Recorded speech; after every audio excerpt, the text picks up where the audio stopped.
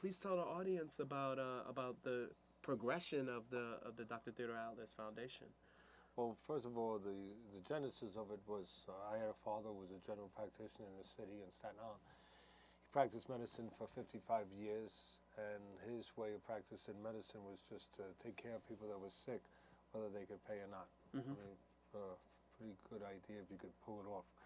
And he pulled it off for 55 years. He went into the projects, he went into everywhere where the most need was and where the least need or the least ability was in many cases to be able to pay for good medical care. And people without coverage, people without the right coverage, he took them all. Mm-hmm. And he had a big practice, probably half of his patients, without an exaggeration, a day he didn't charge when that was the case.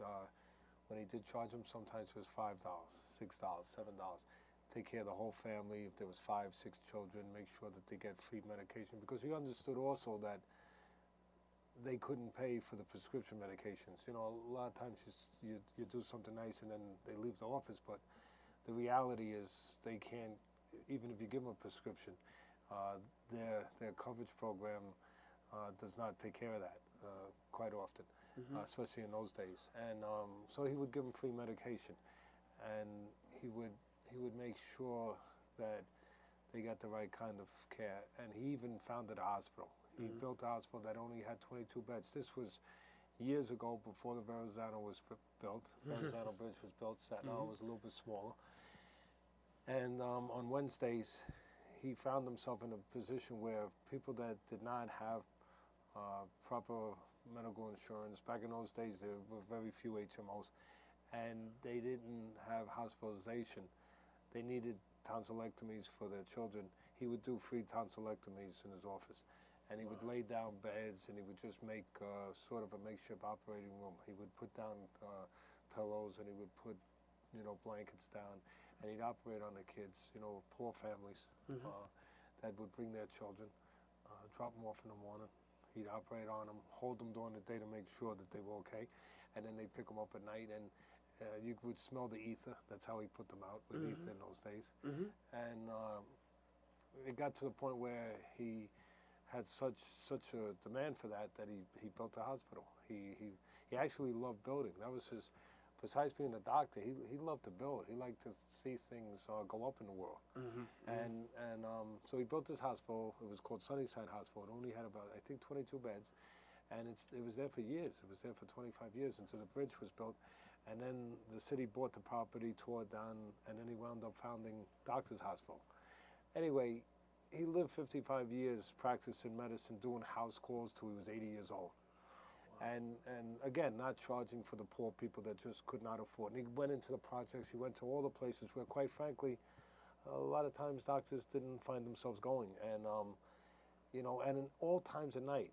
That's the thing that struck me the most, is that the people felt that instead of just, getting an answering service or being told to go to the emergency room, which quite often that was the practical thing for doctors to have their people tell people that, we're not around at night, you go to the emergency room. He would make sure that his answering service actually called him, and he would get a call at 12 at night and say there's a family, somewhere that's got this situation. He would get up at midnight and he'd go out and do that house call. Wow.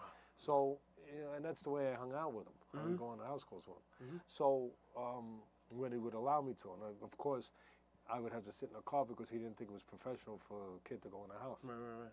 So, I just thought when he died, he was 88 years old, it was 1994, I just thought that was a life worth remembering. And I could remember it and pay tribute to him in the way he lived. Mm-hmm. So we started this Dr. Atlas Foundation. We've been around 12 years. We've given $3 million, actually a little over $3 million, which I feel pretty good about because it's pure money. There's no administrative cost. And it goes directly out throughout the city, throughout the country, but mostly the city area, to wherever the need is. I mean, we're getting 30, 40 cases, and we're dealing with them a week. Mm-hmm. So every day there's a case being taken care of. Whether it's to pay for the cancer treatment of a child whose insurance has stopped Mhm. or didn't exist to the point that it needed to exist, and we pick it up. There was a child, a 14-year-old girl, who had leukemia. She was on a 2-year treatment program at Sloan Kettering, and her mother's insurance, single parent, the mother's insurance was paying for it. She went out of work, and the insurance stopped.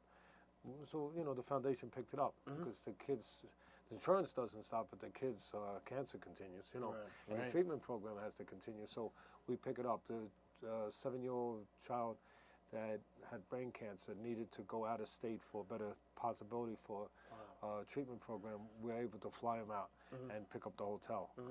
A family whose apartment is burnt down, they have 6 children, instead of going into a shelter, we're able to put them up into more help comes, you know, and keep them out of the shelter and get the kids what they need so they can keep their self going as far as school and everything else.